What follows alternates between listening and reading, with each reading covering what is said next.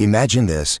You're at a family gathering, surrounded by laughter and clinking glasses, when you catch your mother-in-law slipping something into your drink. Her smile is too wide, her hands too shaky. You swap glasses on instinct, and an hour later, her husband is clutching his stomach, pale as a ghost. That's when you realize you're not just fighting for respect. You're fighting for your life. My name is Ethan Caldwell, and this is the story of how one sip turned my world upside down, exposed a web of lies, and taught me what it really means to stand your ground. Stick around, because you won't believe where this goes.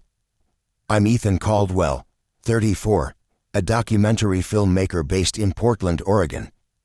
I've spent a decade chasing stories: wildfires in California, indigenous communities in Alaska, protests in city streets. My films have won awards, streamed on platforms like Netflix, and paid for the cozy craftsman house I share with my wife, Nora. But to my in-laws, Richard and Evelyn Harper, I'm a glorified hobbyist, a dreamer who should have traded my camera for a corner office years ago. Richard, a retired corporate lawyer, measures success in bank accounts and boardroom handshakes.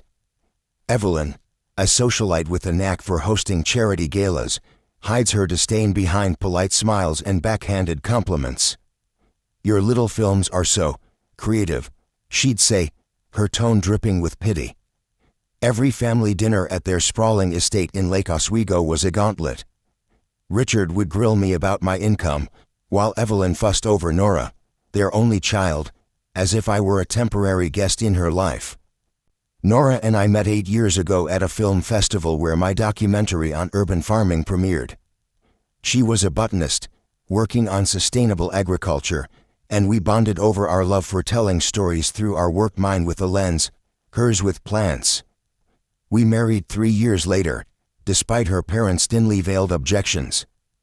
They'd wanted Nora to marry someone like Caleb Weston, a hedge fund manager she'd dated in college. Stable, ambitious, Richard called him. Never mind that Caleb was a controlling jerk who'd stifled Nora's spirit. For years, I tried to win them over. I'd bring rare whiskey to dinners, share festival awards, even offered to film their charity events for free. Nothing worked. Richard would scoff, "How's the movie business treating you?" Evelyn would introduce me as Nora's friend, the filmmaker, even after we'd been married for years. Nora would squeeze my hand under the table, her way of saying, "I'm sorry." I'd smile and endure it, not wanting to drive a wedge between her and her parents. But there were signs I should have heeded. Evelyn's pointed questions about my unstable career whenever I landed a big project. Richard's jokes about Nora needing a real provider when we bought our house. The way they'd exclude me from family photos, claiming it was an oversight. I chalked it up to snobbery, thinking time would soften their edges. I was wrong.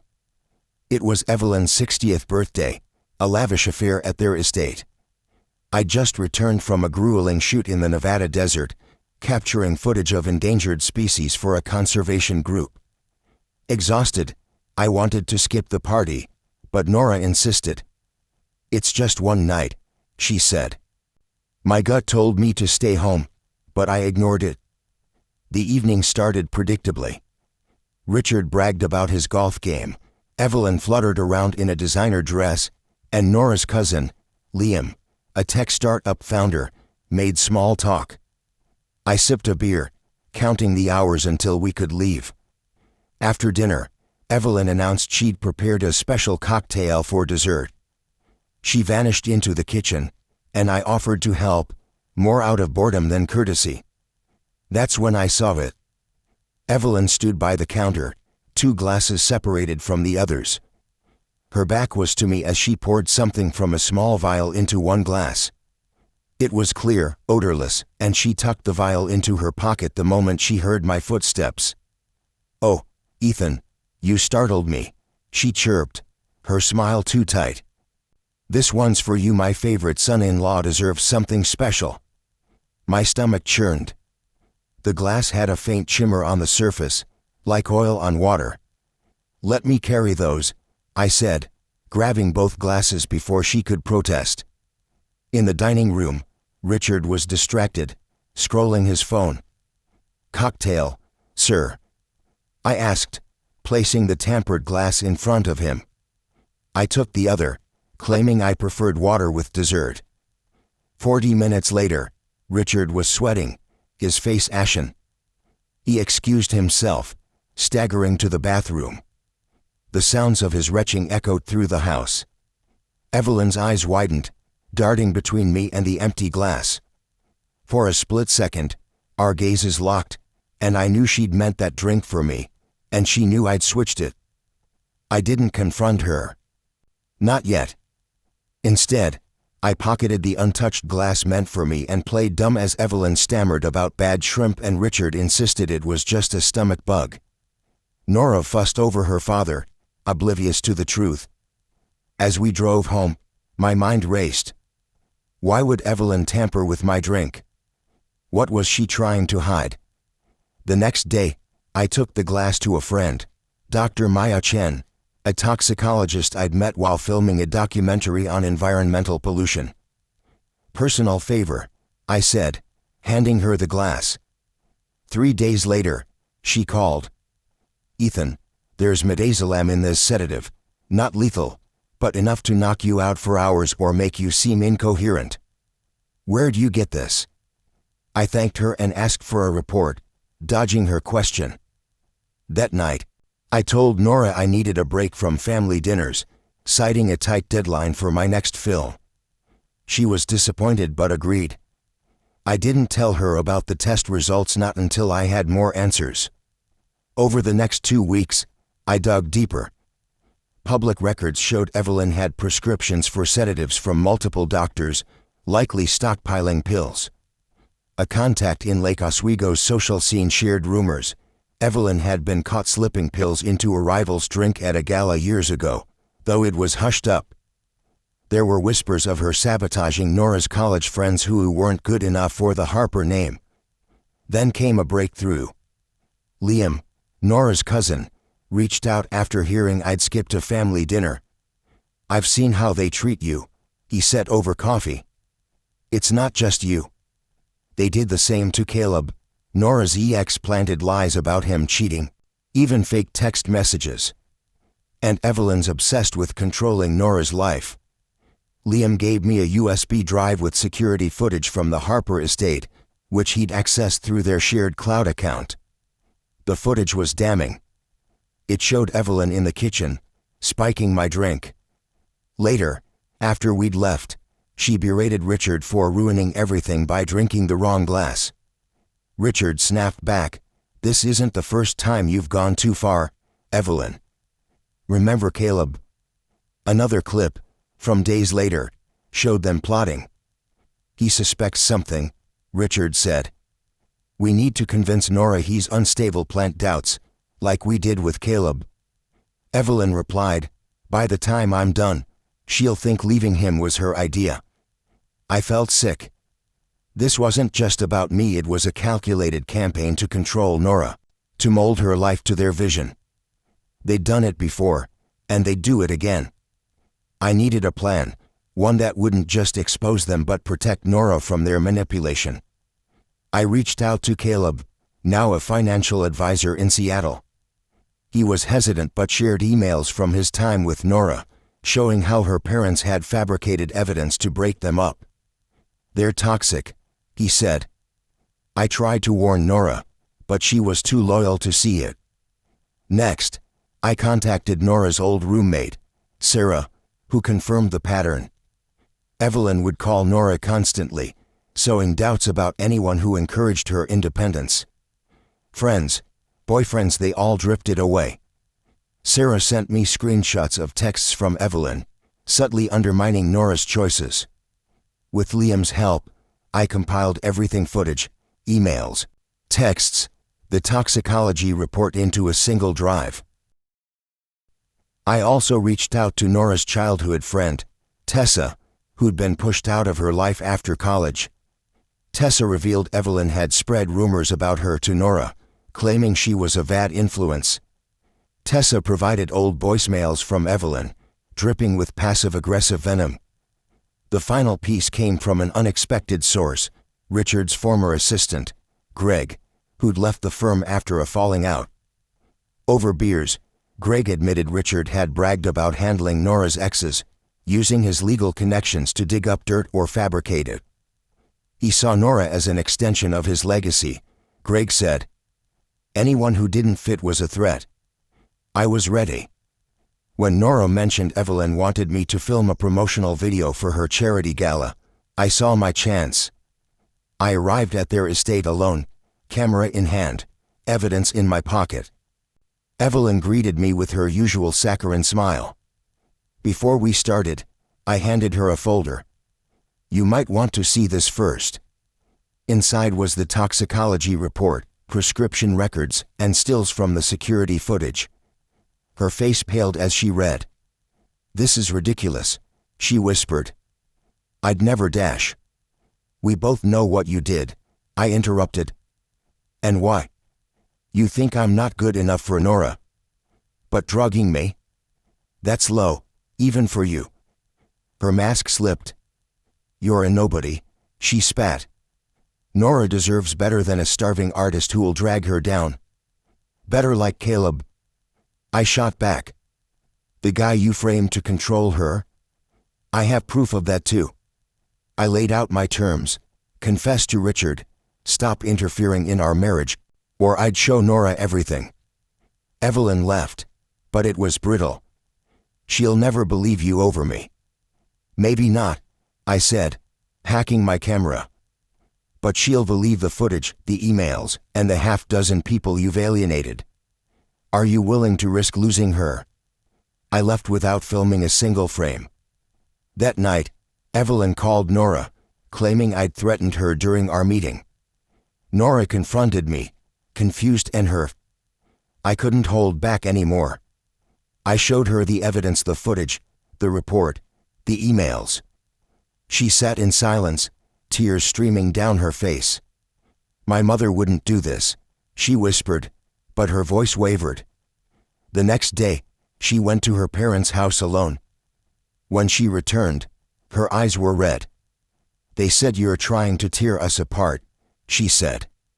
That you're insecure about your career. I didn't argue. I just asked, what do you believe? She didn't answer, retreating to our bedroom. For weeks, we barely spoke. Nora visited her parents alone, coming back with new doubts. I threw myself into work, hoping she'd see the truth. Then, a package arrived, no return address, just a USB drive and a note. You're not alone. Tessa. The drive contained more footage, this time from Tessa's old apartment, where she'd installed cameras after Evelyn's rumors started. It showed Evelyn visiting Nora years ago, planting doubts about Tessa's loyalty. Another clip showed Richard and Evelyn discussing their plan to save Nora from me, with Evelyn admitting she'd spiked my drink to teach you a lesson. I called Tessa. Why now? I asked. Because I saw Nora at a coffee shop last week, she said. She looked broken. I couldn't stay silent anymore. I invited Liam and Tessa over for dinner, along with Nora's cousin, Mia, who'd also clashed with Evelyn. Over dessert, I played the footage. Nora watched, motionless, as her parents' voices filled the room. Liam shook his head, muttering, I knew they were controlling. But this, Mia gripped Nora's hand, whispering, I'm so sorry. When it was over, Nora turned to me. Why didn't you tell me sooner? I needed you to see it for yourself, I said. Not just what they did to me, but what they've done to you your whole life. That night, Nora slept beside me for the first time in weeks. I believe you, she whispered. And I'm sorry I doubted you. The next morning, Nora called Evelyn, putting her on speaker. We're coming over tonight, she said. All of us, Ethan, Liam, Mia, Tessa. No more lies. Evelyn stammered, Darling, whatever Ethan's shown you is fake. Stop, Nora said, her voice steel. I've seen the footage. I know what you did. We arrived at the Harper estate with my camera, ready to document everything. Richard greeted us with a forced smile, but Evelyn's composure cracked when she saw Tessa. "What's she doing here?" she snapped. "Sitting with family," Nora said. "Something you've tried to destroy." For 2 hours, we laid it out: the drink, the lies about Caleb, the manipulation of Nora's friendships. Richard denied everything, calling me a conspiracy theorist. Evelyn accused Tessa of fabricating the footage. But with each lie, I played another clip, showed another email. Their defenses crumbled. Finally, Nora stood.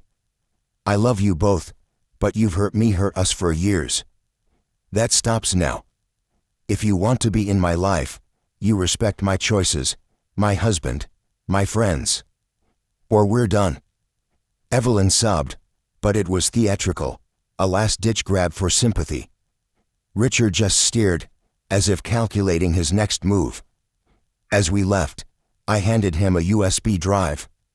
"Everything's on here," I said. "Keep it as a reminder. If you try to manipulate Nora again, this goes to your colleagues, your donors, your precious social circle." For the first time, Richard looked at me with grudging respect. "You're tougher than I thought," he said. "Underestimate me again," I replied, "and you'll regret it." 6 months later, Nora and I welcomed our son, Oliver. Her parents sent gifts but kept their distance, respecting the boundaries we'd set. Liam and Mia started therapy to unpack their own experiences with the Harpers. Tessa became a regular at our house, rebuilding her bond with Nora. At Oliver's first birthday, Richard and Evelyn asked to attend. We agreed, but on our terms: a picnic in our backyard, no lavish displays. They arrived subdued, Evelyn holding Oliver gently under Nora's watchful eye. Richard complimented my latest film, a documentary on coastal erosion, with what seemed like genuine interest. It wasn't an apology, but it was a start. One evening, as I edited footage in my studio, Nora sat beside me, Oliver asleep in her arms. "I used to think love meant pleasing my parents," she said. "Now I know it's about building something real with you, with Oliver, with the people who lift us up." I smiled. "And what about success?" She looked at me, her eyes bright. "It's telling our story, our way, and never letting anyone else write the ending." That spring, I opened a small theater in Portland to showcase indie films, including my own. At the grand opening, friends, family, and colleagues filled the space. Richard and Evelyn came, staying briefly. Richard shook my hand, nodding at the screen where my film played. "Good work," he said simply. As we locked up that night, Nora asked, "Do you think they've changed?" "No," I said honestly. "But they've learned they can't change us." This story isn't just about a tampered drink or a family feud. It's about trust in yourself, in the people who matter, and in the truth, no matter how hard it is to face. I didn't win by outscamming Richard and Evelyn. I won by refusing to play their game, by standing firm in who I am and what I value. And in doing so, I helped Nora reclaim her story, too. What's the lesson? Sometimes, the people closest to you can hurt you the most, not because they don't love you, but because they love their version of you more than the real you. Breaking free means setting boundaries, seeking truth, and surrounding yourself with those who see you for who you are. Now, I want to hear from you. Have you ever faced a family dynamic like this? How did you handle it? Drop a comment below, and let's keep this conversation going. If this story resonated, hit that like button and subscribe for more tales of resilience and redemption. Until next time, stay true to your story.